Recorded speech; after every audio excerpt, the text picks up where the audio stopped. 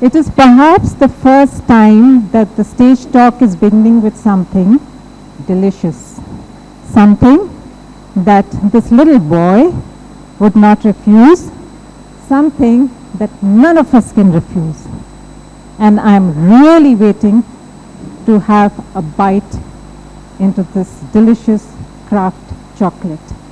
We have amongst us India's first level 3 certified chocolate taster and founder and CEO of Manam Chocolate, who will take us through the journey of chocolate. We never think anything about chocolate except the taste that and the sensory feelings of our tongue and the enjoyment, but we have never stopped to think, what is the origin of chocolate? How did it evolve over time? And how it has come into being such a fine dessert that all of us enjoy. I really am waiting for Chaitanya to tell us when we can open our boxes and have a bite. And the stage is all yours, Chaitanya. I'm Chaitanya. I am the founder and CEO of Manam Chocolate. I am, like she said, level 3 certified chocolate taster. So I'm glad that it's a little bit of an intimate audience, because normally we do this over 2.5 hours with smaller groups, and we do sensory training and aroma training. So this is us trying to make this more compact and more accessible. So I'll try to be as concise as possible, but if I'm skipping over something that you think is in the benefit of the rest of the audience, please stop me and ask me to elaborate. What we're going to do is we're going to talk a little bit about the history of chocolate, the history of cacao, where it began, how it has transformed over the last 4,500 years, where it is now, where we think it's going, and what our role in that is. While we do that, I'm going to try and introduce you to craft chocolate, how to taste chocolate. Very, how many of you have signed up for the workshop tomorrow or day after? Okay, very good. So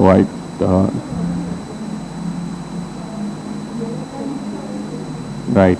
So good. I mean, I'll try to give you, I was worried that if many of you are attending again tomorrow, there'll be a lot of repetition.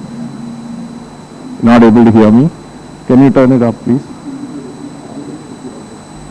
They are not designed mics. Everybody loves it this way. It has to be this way. If you can turn it up a little bit, it'll be easier for me.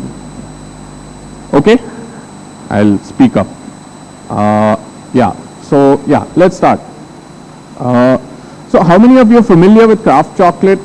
Anybody knows what craft chocolate is? It's okay. Yeah? You want to have a go? It's chocolate that's been designed with either like a higher percentage of cocoa or with like beans from different parts of the world, and you can taste a whole bunch of different things by eating them. It's not your regular Cadbury or Kit Kat or something. It's something way better than that. So your understanding of craft chocolate is that it has more to do with the cacao fruit, and that they come from different origins, and that it's different from your Cadbury, right? So let's park that. We'll put a pin in that. We'll come back to it, because we're going to revisit this. We're going to see how craft chocolate is different from industrial chocolate that we're also used to, and how our craft chocolate is different from the rest of the world of craft chocolate. So it all comes from this. This is the Theobroma cacao tree. This is the Theobroma cacao fruit. I'm going to pass this around. You'll also get to taste this on your way out. It's a little bit logistically difficult to pass it around, but he's going to try anyway. He's going to pass around some fruit. So this tree originated in the upper Amazon cloud forest, which is modern day Peru and Bolivia. This is a tree that now grows anywhere 20 degrees north and 20 degrees south of the equator.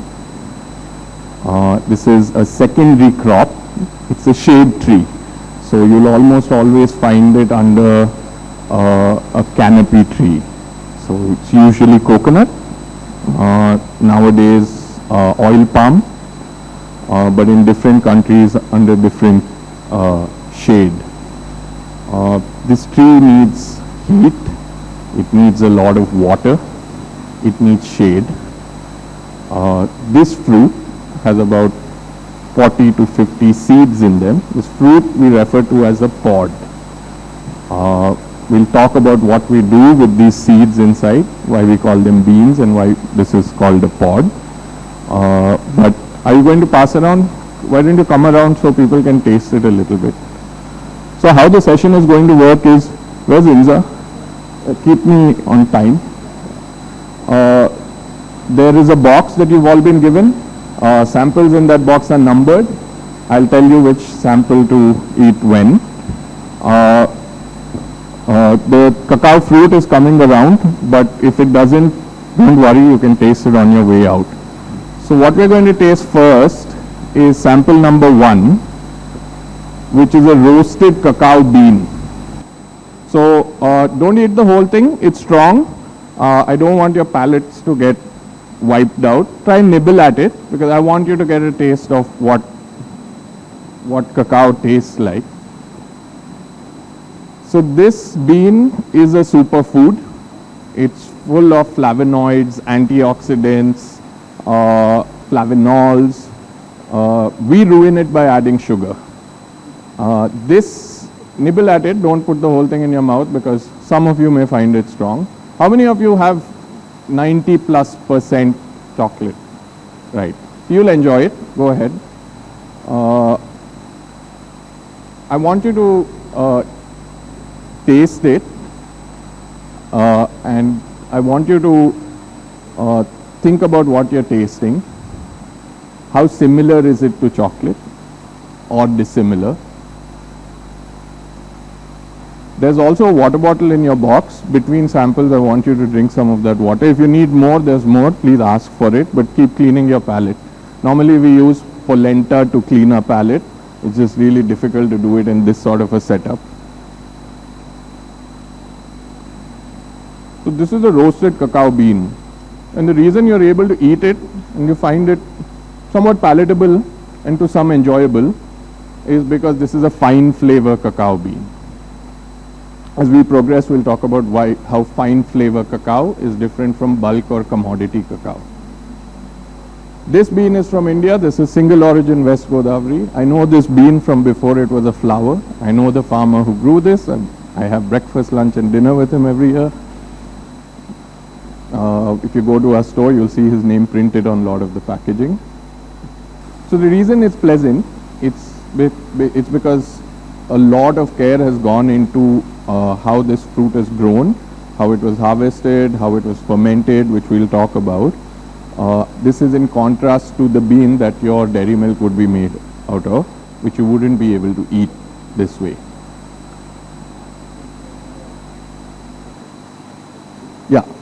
Yeah. Yes. So even if you haven't tasted it, if you've seen the cacao fruit, there are about 40 or 50 seeds in that fruit. Those seeds are covered by this mucilaginous membrane that's full of sugars, which then play an important role in how we ferment this bean, which I'll show you. But inside that, the sitafal-like thing that you spat out is that what you just ate, fermented, dried and roasted, right? And there is a lot of different. Did you expect the cacao fruit to taste anything like what it tasted like? For those of you who've tried it, tastes nothing like chocolate, right? Tastes like mangosteen, lychee. We have archaeological evidence that tells us that human interaction with cacao goes as far back as 5,600 years. It predates the Mesoamerican civilization of Mayans and Aztecs that we commonly associate cacao with. Cacao originated in the upper Amazon cloud forest. We now have evidence that shows that these earlier civilizations of Mayo, Principe, Maranon people also interacted with cacao. Why we know that and why that is important is that cacao had to cross the Andes, which is the longest mountain chain in the world, and that could only be done with human help. Cacao moved to the coastal areas of South America and then moved to Central America, where the Mayans and the Aztecs lived in Mesoamerica. So even for the Mayans and the Aztecs, this was an import. Once cacao crosses the Andes, it becomes a very integral part of this culture. Along with maize, cacao becomes a very core part of their spiritual, cultural and economic realm. This civilization had no native stimulants of its own, so cacao became that. It became an important part of their sacrificial rituals. It became an important part of how they celebrated. It was also an offering for the royalty, right? But chocolate as we know it, in its sweetened and solidified form, is less than 200 years old. Chocolate as they consumed it is 4,500 years old. And what they consumed to begin with was a green raw drink made out of the pulp that you just tasted around that bean, and over time roasted, ground, but never unsweetened. Never sweetened, made into a frothy drink that was, dyed with annatto seeds, spiced with various chilies, and you can see in a lot of these archaeological drawings of how they frothed it like we do with our lassi or filter coffee, and how that froth was really sought after. So cacao is one of the few foods that we consume that contains caffeine, along with tea and coffee. But cacao contains this compound called theobromine. And theobroma etymologically derives from food of the gods. Theobromine has positive effects on your mood, on your sex drive, and all of those things, right? Western discovery of cacao only happened on Christopher Columbus's fourth journey to South America. What he discovered was canoes with what they referred to as almonds, which were actually cacao beans. But it isn't till about 100 years later, when the conquistadors arrived to take over South America, that they first encountered cacao in its ground and consumable form, the way they consumed it. And in true colonialist fashion, they wrote it off as something fit for the pigs, because this is something that was strong, it was not very palatable to their European tastes. But it took about a couple of years for it to arrive in Europe. 1585 is when cacao officially arrived in Spain, and over the next 100 years it became a raging fashion in Europe to consume cacao. Still a drink. This is the first time when we see the dilution of cacao. In order to make it palatable to European tastes, they sweeten it with sugar, but still consumed as a drink. Became an important part of European culture, especially the aristocracy and royalty consumed as a drink, and like everything European, it started being something that the rest of the masses aspired to. And soon you saw coffee houses all over Europe that served this sweetened cacao drink. I'm not sure whether they had sweeteners or not, but I think the genetics of the cacao was so good, and the native palate was acclimated to that it isn't what you're tasting now. It wasn't this bitter. It was much more balanced. And I'll tell you a little bit about why we lost that. So as the masses started demanding more and more cacao, there was a lot more pressure to produce cacao, and that's how cacao was spread to other colonies. So first to Venezuela, then to the Caribbean, then to West Africa, and very, very recently to Asia and Southeast Asia. But what happened as cacao moved from colony to colony is not only was it being diluted as a product in Europe with sugar, but so were the genetics of these trees diluting. So what we have today is a far cry from what the Mesoamericans were consuming then, because these were constantly hybridized, constantly crossbred, constantly optimized to suit different climates. We still get heirloom cacao from South America, from places like Ecuador, that is really, really expensive. But it still, it still only has a fraction of the genetics that the original cacao had. And sometimes you'll hear about these things called white bean cacao and criollo cacao. These are references to what cacao used to be, and some of these trees still carry those genetics, and that's why we kind of pay a premium for those beans and those origins. A series of accidental inventions or discoveries changed the history of cacao and chocolate, right? Casparis Van Houten, that's a name that some of you may be familiar with. Van Houten is still a multinational corporation that makes couverture, compound, chocolate and cacao related products. He invented the method of pressing cacao butter from the beans. So this bean is nearly 40 to 45% fat, and the money in the market lies in that fat. When Casparis Van Houten was able to separate the fat from the rest of the cacao solids, that's the beginning of us being able to make solid chocolate. So when you're able to separate the fat and reformulate it in a higher percentage, it's easier for you to make solid chocolate that solidifies at room temperature, right? So that's one of the inventions. His son, much later, invented this process called Dutching, which is alkalization, which is what we eat in all of our industrial chocolates today.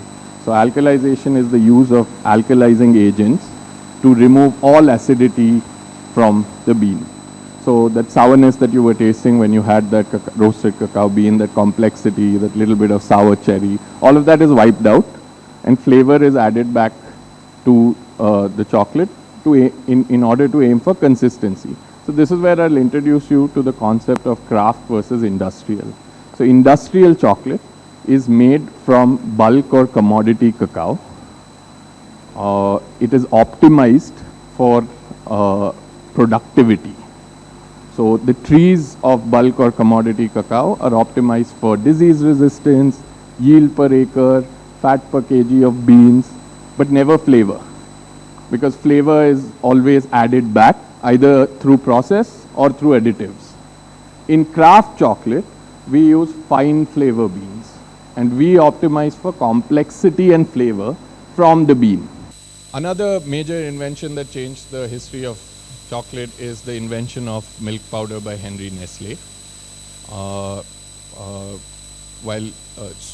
Almost immediately after he invented milk powder, milk started getting incorporated into chocolate, which is a great invention, but it's also a great way to cover up for the bad flavors and the off notes of bulk commodity cacao that's been growing in colonies, which is a far cry from the genetic origin.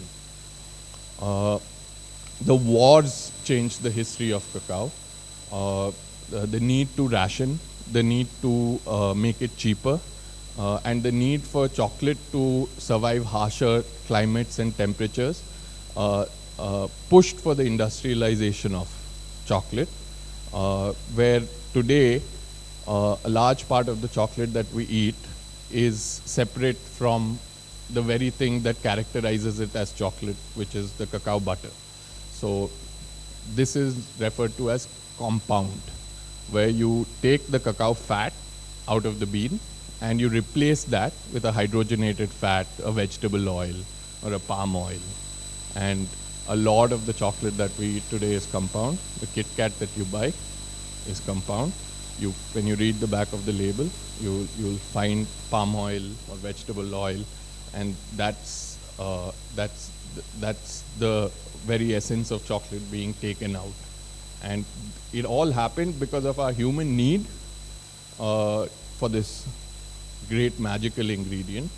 Yeah, and great volume. And that puts a lot of stress both at the genetic and farming level, but also at the process and product level. Because you want to get your dairy milk at 5 rupees, you can't get it with cacao butter in it.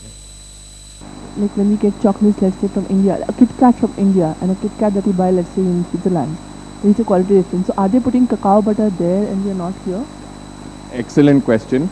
So if we look at the import-export numbers, so India imports 70% of its cacao needs. But if you look at the import-export numbers, in India they don't pay much attention to cacao. It goes under the cashew nut and cacao directorate. The numbers that they compile, you'll see in rupee terms that the import value equals the export value. The only conclusion I can draw from that is we're exporting the fat and importing the cheap stuff. So cacao fat gets extracted, it gets sent to their European counterparts where they have laws on how much cacao fat chocolate needs to have, when you can label a chocolate, etc. And here we get sometimes replaced, sometimes reduced amount of cacao fat. Another reason why is that the cacao that we're growing is not very complex in flavor, right? We'll go a little bit into what we are doing to undo that, but because it's not very useful directly, they extract the fat and they send it out because the fat doesn't carry flavor, and their entire process is to remove the flavor and the acidity and the volatility and add the flavor back. Around the 90s, the late 80s, things changed again. Still large-scale producers in France brought with them their pedagogy that they bring from wine of Grand Crus and vintages and origins and started applying it to chocolate. That's when we started talking about origins, where the cacao is coming from, how chocolate is different from different origins. But these are still medium and large scale players because chocolate, in order to be made, needed industrial. It started this craft chocolate revolution. The second important event that changed the history of chocolate is when someone applied their mind to take the humble idli grinder from Coimbatore and apply it to making chocolate. So somebody was able to replace the gearbox of that stone grinder that we are also familiar with, replace it with a gearbox so that it can run 5-6 days at a stretch. And that really changed the history of craft chocolate because now you could make chocolate in small batches. And today, almost all craft chocolate makers globally use that idli grinder to make chocolate. We don't. I'll tell you why. So when the stone grinder got adapted, it moved to America, it moved to the UK, the craft chocolate revolution started in the 90s, early 2000s. This is all chocolate that's optimized for flavor and complexity. We talk about flavor profiles. We'll introduce you to how to taste that. We're going to do a tasting now. Sample number 2. We're going to do an exercise called chocolate meditation. I want you to follow my instructions. Don't want you to eat it right away. This is a quick crash course on how to taste craft chocolate, or any chocolate for that matter. This is a little elaborated. We don't expect ourselves to do this every time we eat chocolate, but this is an exercise to get us to start going into concentrating what we're tasting, to activate that neural pathway in our mind that helps us sort of pinpoint and describe what we're tasting. But this is an exercise that we do that is just initiating you. As we go forward, we try to apply that to everything that we eat, right? So what we're going to do in chocolate meditation is, I want you to open the wrapper. Don't eat the whole thing. If you want to, you can. But what I want you to do is hold it as far back from your mouth and nose as possible. I want us to be mindful about what we're eating.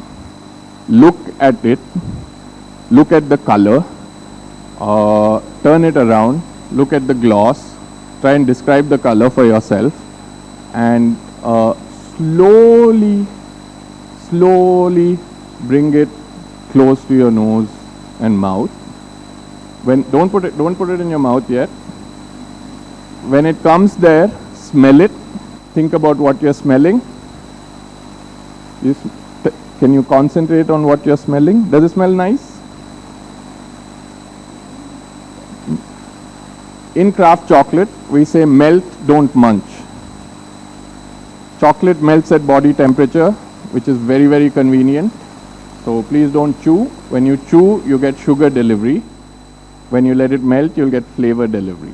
So I want you to place this on your tongue and let it melt between your tongue and your palate. I want you to close your eyes. If necessary, block your ears and concentrate on what you're tasting. In what sequence you're tasting those things, or what chronology, at what intensities you're tasting each of those things. If you're able to differentiate different things at different times. How quickly is it melting? How slowly is it melting?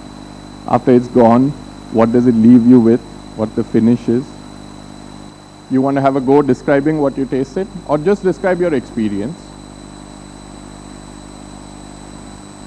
For me, it was initially bursts of bittersweet. Suddenly it became more sweet. Okay.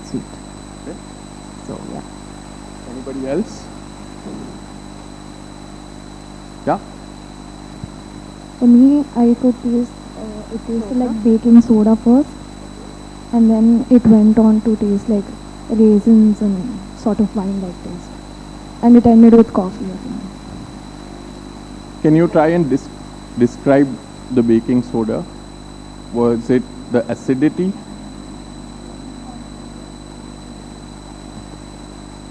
Go ahead.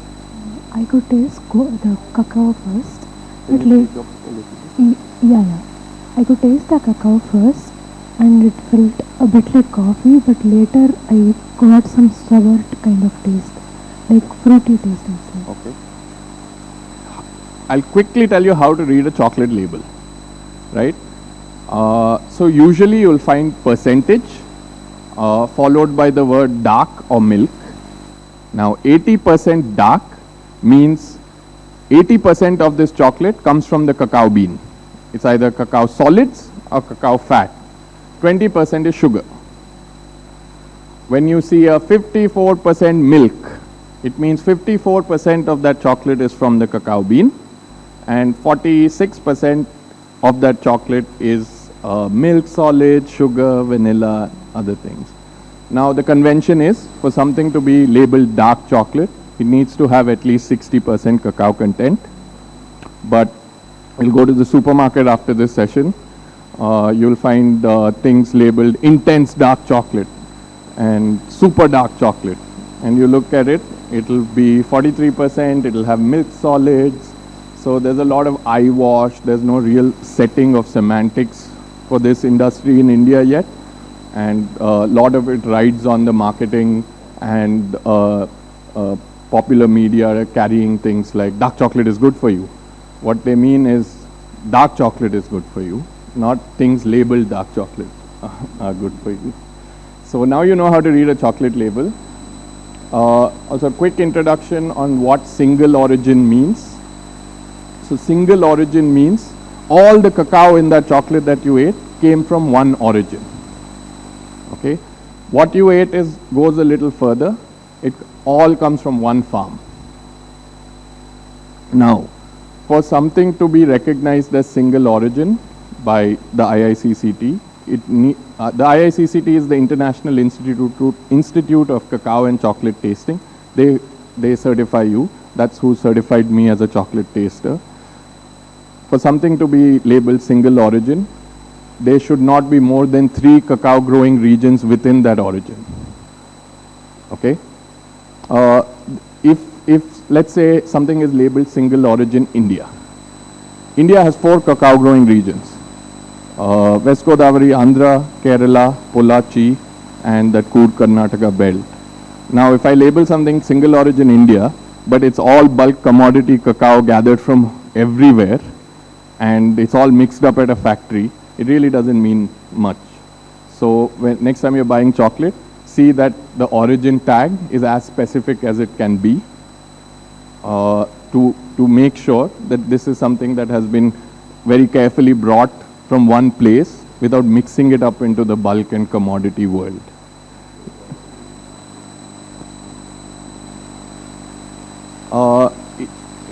In craft chocolate, it will almost always mean it's the same harvest because it comes from the same lot. In industrial chocolate, it could be anything. So 50% of the world's cacao comes from Ivory Coast and Ghana. This is commodity cacao. This is inequitably purchased, improperly fermented, if fermented at all. There's lack of transparency, there's child labor involved.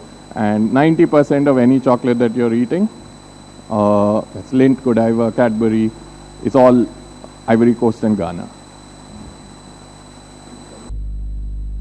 So bean to bar is a common, nobody's heard of this phraseology called bean to bar?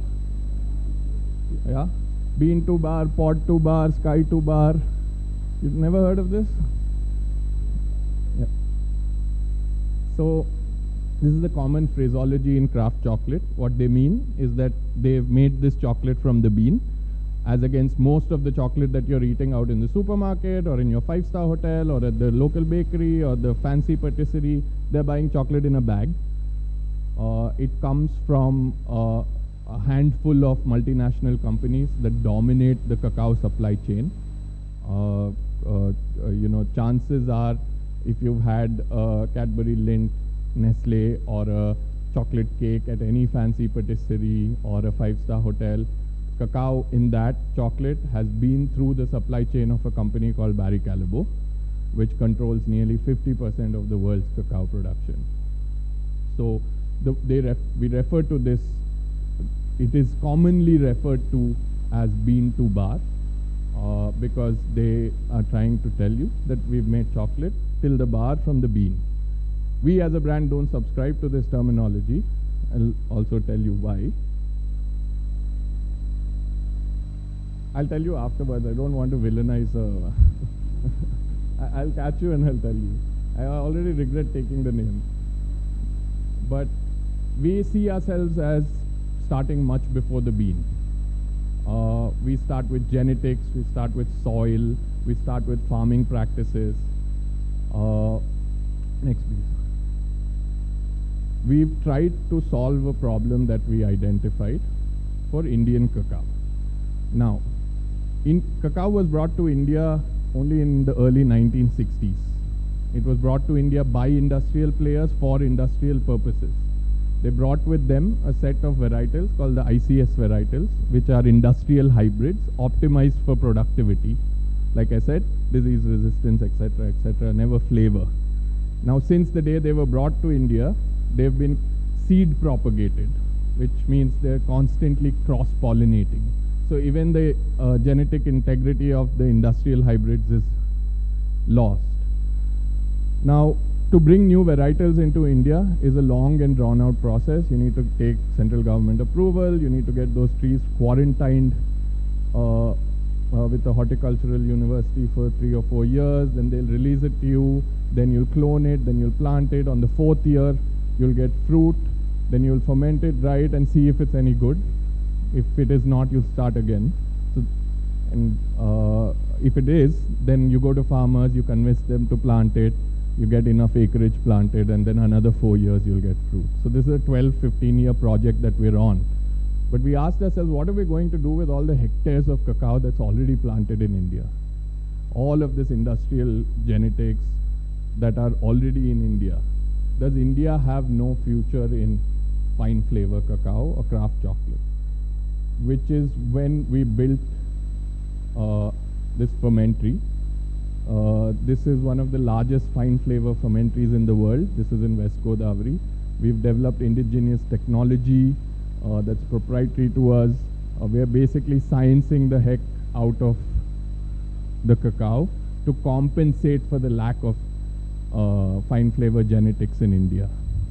So this is, we are told by IICCT, the second largest fine flavor cacao fermentary in the world. We've developed a lot of sensor-driven systems. We've developed a lot of software systems that allow us to engage with farmers better, but also get better flavor and complexity from Indian cacao and Indian genetics. So this is how we ferment. This is called a step box-based fermentation. Just roughly, broadly, fermentation is when we're using the sugars around the pulp of that bean that you just had. We're letting the natural yeast and bacteria around digest that sugar, cause an exothermic reaction, create heat, trap that heat, and let that heat ferment these beans. And when you ferment beans, that's when you start getting these complex flavors and tastes. And throughout this 4,600 years ago, they've been fermenting cacao. Now, how did they figure out that cacao needs fermentation is beyond me.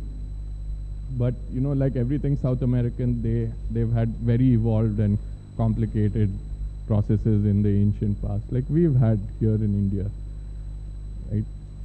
So we don't have the time to go through the details of fermentation and science, but I'm happy to chat afterwards, or you can attend the workshop tomorrow where I'll be going into a lot more detail.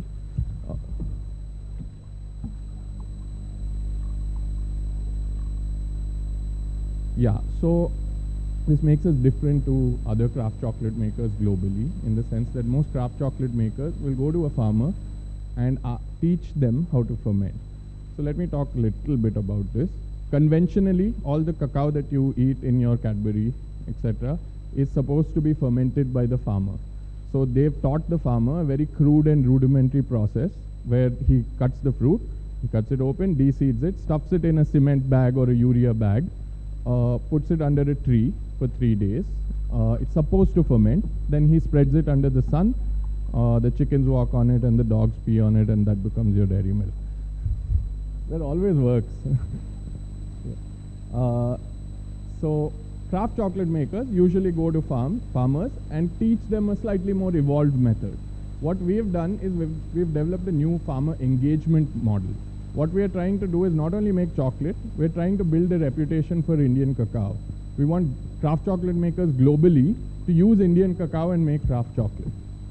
So we've developed all this technology around fermentation and drying that can get the best complexity from Indian beans. Drying is also something that we've invested heavily that others don't do. Drying cacao in a very scientific and controlled manner that allows us to balance that acidity that you're tasting that's kind of pleasant, which otherwise would have been very acrid and sour and difficult to eat.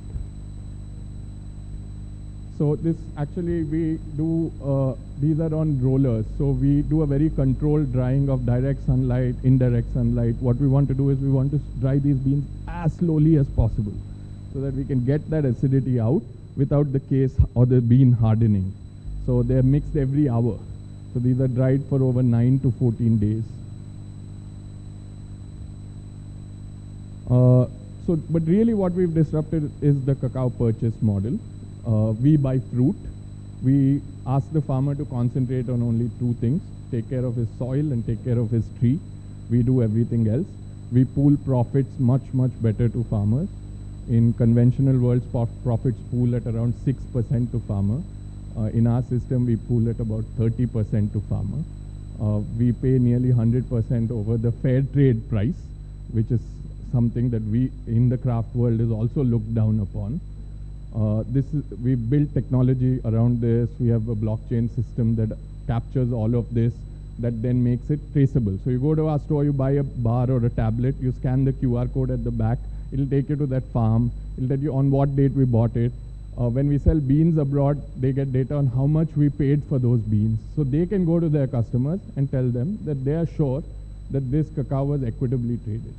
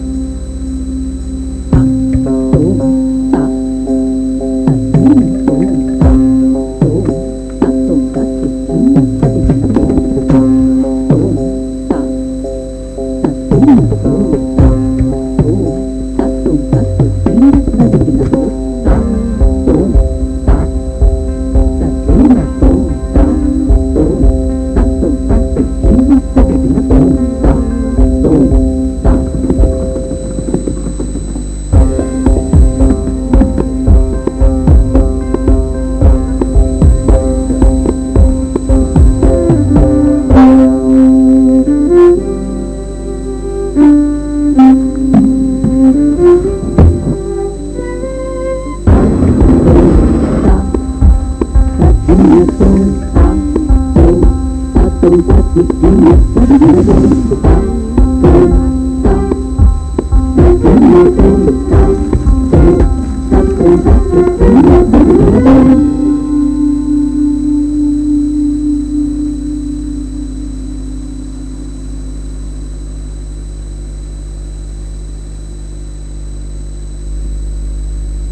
Distinct Origins is the company where we're building this business and system to get people to use Indian cacao and our cacao and undo the bad reputation that Indian cacao has had for the several decades.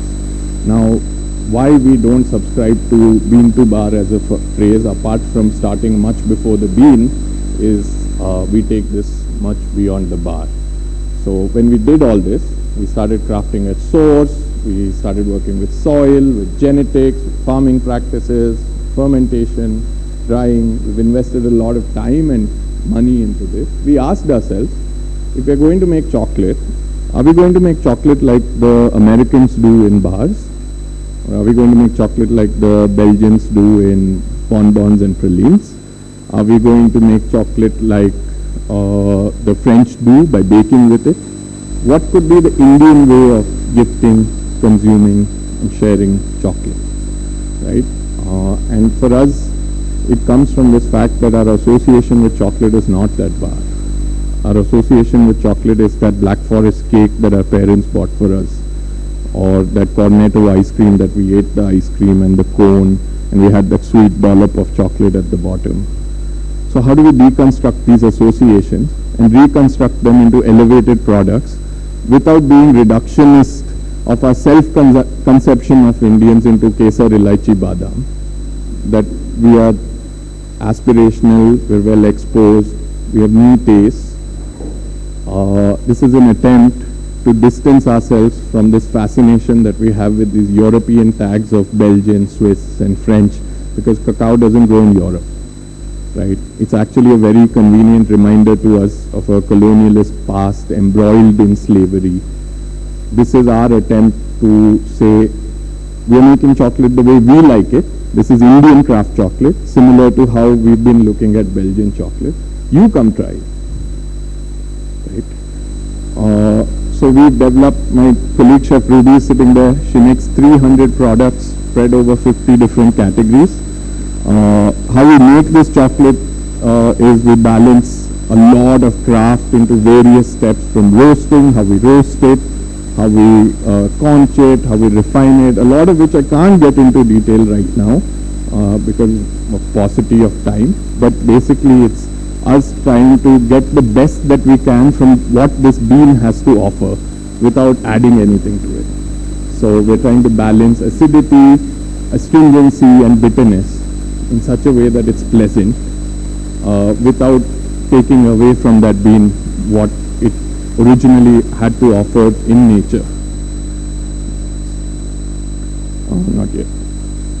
So Chef Ruby makes all of these products, and what makes us different as craft chocolate makers is that everybody makes bars. Now somebody tasted I think cherry in that 80% that we had. So Chef Ruby takes that cherry, she makes a Black Forest bark out of it by leaning on the flavor note that exists in the cacao. And that's the exploration that we're on. How do we make craft chocolate accessible to us in the ways and forms that we like?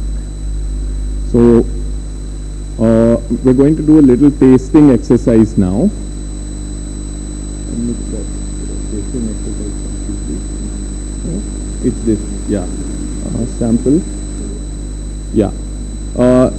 So we're going, now you know how to taste chocolate. We did the meditation, so please follow that. Don't put it in your mouth, melt, don't munch. We're going to do sample number 3 first. Please bring some water, clear your palate. If you need more water, please raise your hand.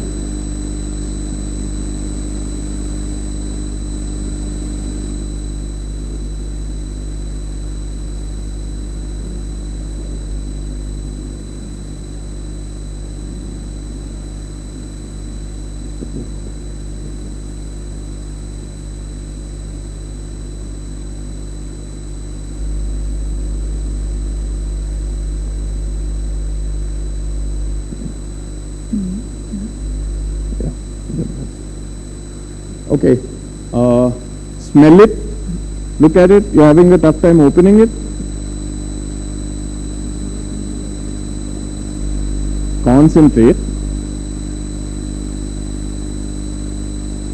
Let it melt on your palate. See what you're tasting.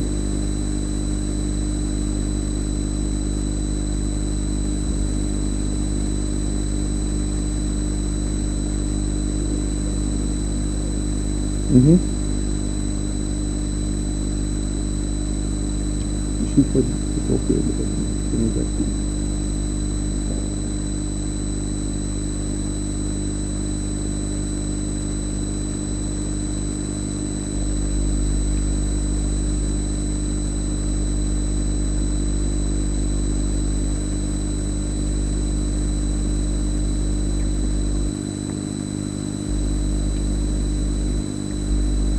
You're not having any?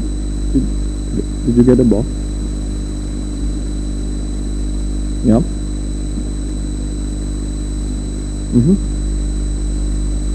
Did you finish the sample? Go for a second, please. Try and really see what you're tasting. Beyond the sweetness and the bitterness, the exercise that we want to get into is if you're, for instance, tasting sour. Let's start focus on what sour. Is it a strawberry? Is it a raspberry? Is it a yuzu lime? Anybody? Can somebody give number 3 here, please?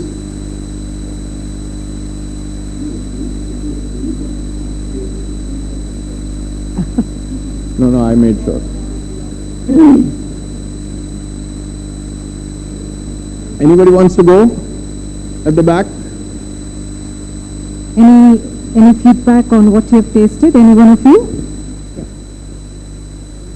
This one feels more nutty. Can you speak up, please? This one feels more nutty. Nutty? Yeah. Okay. Slightly more sour. Okay. What kind of sour? Let's try to work on that a little bit. Like we were discussing, maybe a berry. Like a plum? Like a berry? Sure. Anyone else? Anyone else? Someone is meditating and I would like to ask her.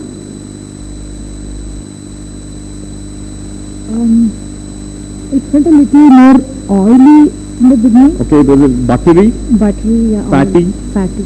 Okay. Raisins, sort of, I don't know. Raisins?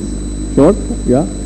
So a lot of this also depends on what we ate before, what perfume the person sitting next to you is wearing and all of that. So, yeah. Don't feel like you're not if some of you are not tasting what others are describing, please don't feel let down.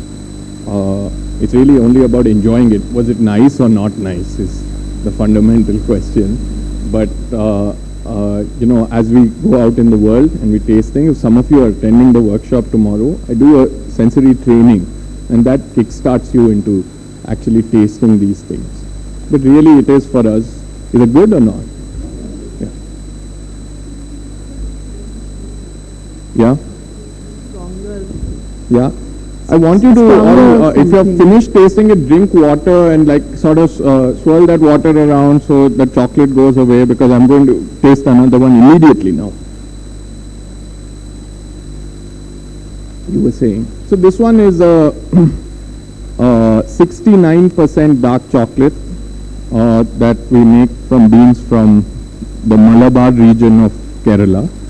This has fruity notes. It's a fruit-forward chocolate of strawberry, what some might be describing as honey. There's a little bit of cranberry in there. There is some caramelly, molassy notes also. Please drink some water. Drink a lot of water. Let's try to clean the palate as much as possible. I know it's very pleasant, but if you get that out, it's important to taste the next one. Yes, sir. Yes, sir. Sorry, sir. 99%. Yeah. From 1 to 3, was it difference in the composition of the? The first was the bean, Yeah. so that's 100%, right? But Yeah. it's not chocolate, it's still a bean. The second was the 80%, it's 20% sugar. This is the 70%, it's a 69%. So it's 31%. So no wonder the bitterness has come down gradually from 1 to 3. But it's also interesting to see how sugar helps. Sugar helps carry the flavor to some extent. It's kind of like how we put salt in ice cream or some baked fruit so that it forms the flavor. But then as you go sweeter and sweeter, then it's more about the sweet. Right? It's not about the Probably less sticky also. I don't. Not very sure. less fat. But I followed instructions in Kyoto now. Allow it to melt rather than. The reason we say melt don't munch is that we go through great effort to get this cacao and to make it into chocolate. When you just chew on it, you'll only taste the sugar. You know, you won't taste any of these things that you taste. And then we're just chasing the sugar. We're not chasing the complexity of the chocolate, which is in itself a very enjoyable thing. So we are not eating chocolate, we're tasting chocolate, and that's the difference. It's darker. Where are you? 4. 4 is I haven't called for 4 yet. No. This, huh? Yeah, this is what we're starting now, right? Okay. Yeah, so yeah, look at it. Interesting observation. Smell this one. We're on number 4. If you're lost, I was lost.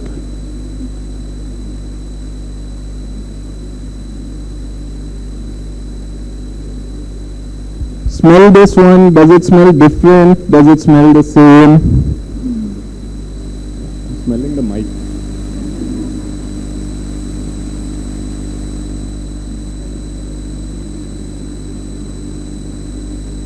Remember, we're meditating.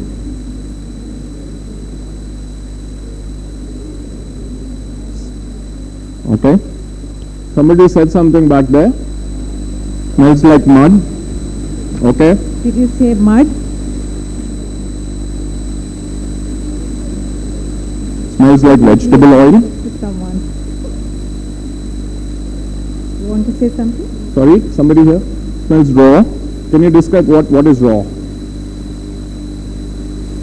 Okay. Earth and hay. Smells like earth and hay. Okay, now to taste it, please. Are you tasting it? Oh.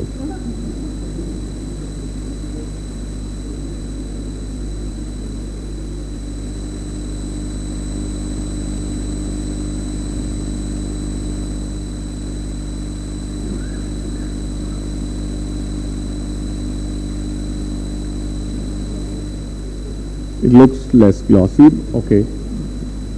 Does it have more percentage of chocolate in it? Are we all done with this? Less sour.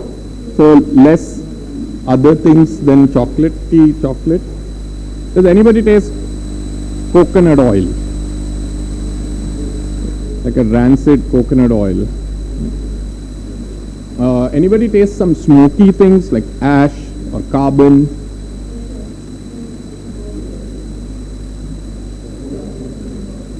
Yeah, Someone said hay. for sure. What do you taste? Smoky? Yeah. Yeah. Previous ones. Okay. So what you're tasting is the gold standard of Belgian chocolate. It's Barry Callebaut 70%. It's the same percentage as the previous one. You walk into any 5-star hotel or any super expensive chocolatier or patissier in France, in Germany, in India, in Belgium, they're using this. What you're tasting is typical of cacao that comes from Ivory Coast and Ghana, which is sometimes smoke dried, has flavor notes of rancid coconut oil, sometimes burnt to a char, because what they're trying to do is they're trying to roast it to an extent that all the off notes, the obvious off notes go away, right? this is also not compound. This is very, very premium, very, very expensive Belgian chocolate that they've been feeding us all these years. So that's why it's darker. Yeah, it's industrially processed in huge volumes, so they aim for consistency. But the point I'm trying to make here is what you've been paying a premium for all your life is flat. It doesn't have that cherry, that strawberry, that raspberry that the 69% Malabar had. And this is Belgian, right? And we're all so fascinated with this tag. This stuff costs how much? Like 1500 rupees a kg? Yeah. So next time you order a really expensive 3000 rupee cake, ask the guy what he's using in it, and he'll almost always tell you it's Calibo, either 811 or 70. But any bakers here or home bakers?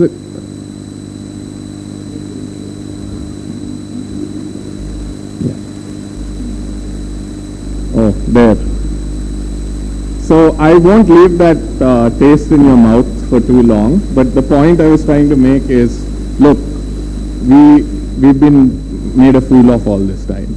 So let's start reminding ourselves that chocolate is something that comes from the tree and not the fridge or the supermarket. And there's a lot more to cacao and chocolate that we thought we knew. Most people don't think about it as something that is coming from a tree. And chocolate can be really, really enjoyable beyond the sugar. You just need to ask for the right things, and you need to go explore for the right things. So let us start questioning this tagging of European tags of Belgian and French and Swiss, because it's actually put there to remind you that this is really bad. So quickly about why we don't subscribe to Bean to Bar is that we make so many products with this. Where Chef Ruby worked before, she had to work with only 2 chocolates, both Calibo, and both have the same flavor. So that's why everything that you buy at every bakery tastes the same when it's chocolate. Here, she makes 300 products ranging from bonbons to truffles to nama to cakes, pastries, macaroons. We have ice cream, we have soft serve, all to activate and bring out the best that cacao has to offer. So now to relieve you from that bad taste in your mouth is the final sample. This is confection. So a quick distinction between a chocolate maker and a chocolatier. A chocolate maker is somebody who makes chocolate from the bean. A chocolatier is somebody who makes confection from chocolate. What you have in the little plastic cup is malt milk bonbon. This is 43% single origin West Godavari malt milk chocolate that we make to play on the familiarity with malty things like Bonvita, Horlicks that we all grew up on. So enjoy it, and Inza will play a final video.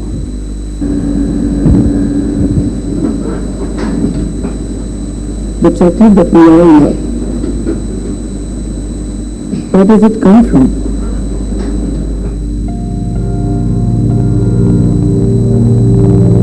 This is cacao, the soul of chocolate.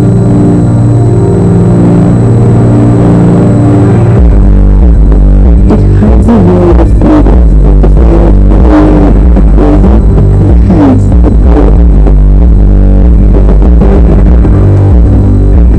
It takes time to turn the salt into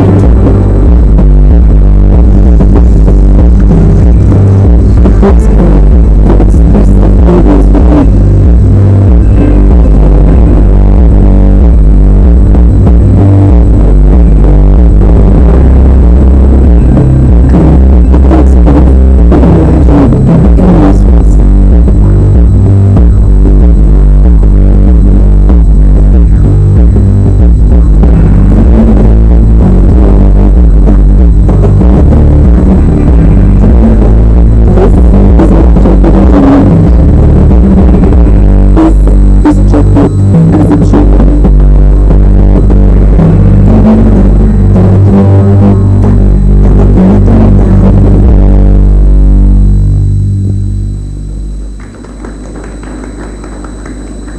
So you can visit our first outlet. This is in Banjara Hills, road number 12, and you can see chocolate being made. It's a self-guided tour from farm to bean to chocolate to confection. Next year we'll be doing farm tours. We'll take you to the farms. You can see how cacao is being grown. I can do 5 minutes of questions, but we also want something from you. So normally we do these, we've been doing a lot of these, but they're 2.5 hour sessions. They're much more intimate, so it's a lot more engaging. This is the first time we're doing a large group. So I'd love to get some feedback on how to make it more interesting, because I know that I was a little tangential here and there. It was difficult to stay to one stray. So anybody has any feedback, please give it to me. It's really useful. You can catch me outside and not embarrass me in front of everybody. Yeah, I think we'll restrict these 5 minutes to a question and answer. And may I kickstart with a question? You spoke of, this in the beginning being taken as a frothy drink. Yes. Is that done by any of those American Indians or any of the native, communities that still exist? Yeah, so I think if you go to Mexico, yes, you still get access to something that's like this, called socatl or some. Am I saying it right, Ruby? What is the drink called? Yeah, but you can. But we'll make an attempt at it soon. So actually, it's really interesting because the way they ground this is very similar to how we grind our things. Right? It's that ruburolu, as we call it in Telugu. Yes. Chutneys and masala, Correct. onion. Correct. Yeah. Mortar and pestle is still this way. No. This one. Silbatta is the right word. Okay. So have you had it? How good is it? I haven't. Okay. So we'll probably have it all together. Yeah. Yes. I'm taking a question. Also, I think it's a function of how good the cacao is.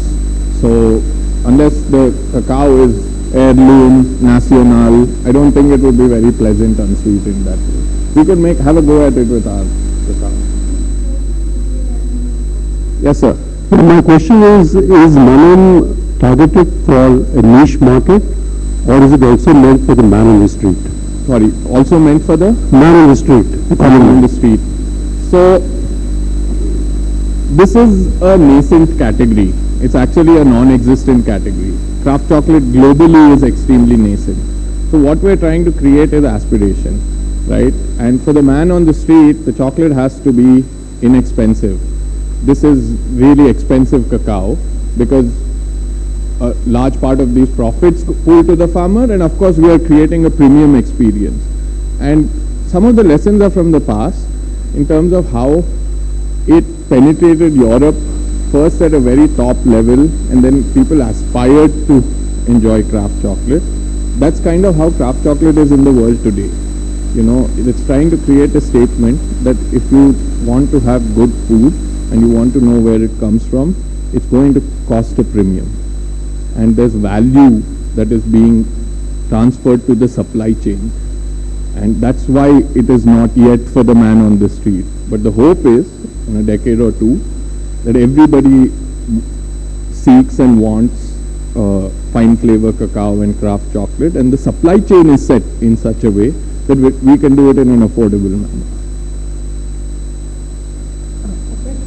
Yes, sir.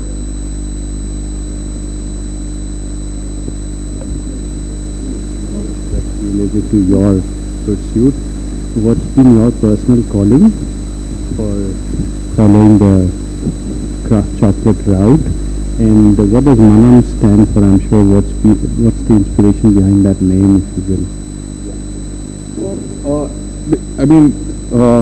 See, it's not that we wake up one day and we say, I'm going to do this. You wake up one day and you do some work, and the next day you do some more work, and that work piles up and it becomes something. So I'm a halwai. I run a business called Almond House. I've been making laddus for the last 10 years. But 4.5, 5 years ago, we wanted to do something in chocolate. And that exploration led us to the fact that everybody is buying chocolate, melting it, and putting their sea salt, their nuts, putting it in their packaging and calling it chocolate. And that's kind of what led us to the farms, that kind of led us to building that fermentary, and that's where we are. But, I do the least amount of work here. Some of my colleagues are sitting here. They do all the actual craft.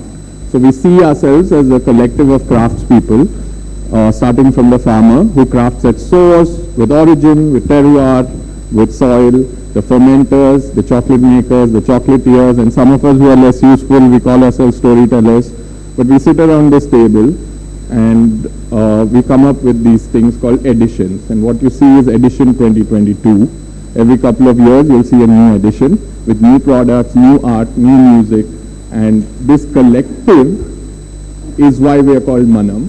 Manam in Telugu means we or us.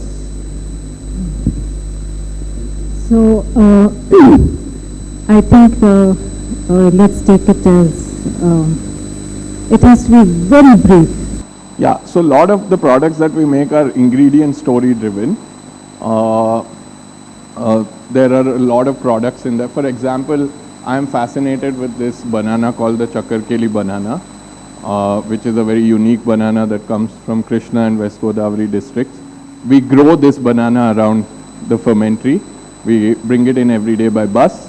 Chef Ruby makes 8 or 9 products with that. We have a Chakarkeli banana soft serve ice cream on tap, which is really good. You should go and try that. But she makes a banana and caramel bonbon. She makes a banana pecan cookie, and like that we have a whole set of ingredient stories that we work on, sourcing these ingredients from very specific places. But all these decisions are made not to tell story, but to what she needs to make that product. No, they call it cocoa. Yeah. Okay, so Chaitanya is going to be here for another day, and let's keep Yeah, I'm here for 2 more days. I live here, please. And sometimes you'll find me in the mornings and at night at the Karkhana, which is the store that we run. So please do come. We can interact there. We can chat outside. This Chaitanya is an eye-opener for most of us. Excellent way to get us to, taste and enjoy the various steps that you have taken us to the final yummy Manam chocolate that we had. Thank you for that. And if all of you are game, can all of you just come here and we'll have a group photo taken? Awesome.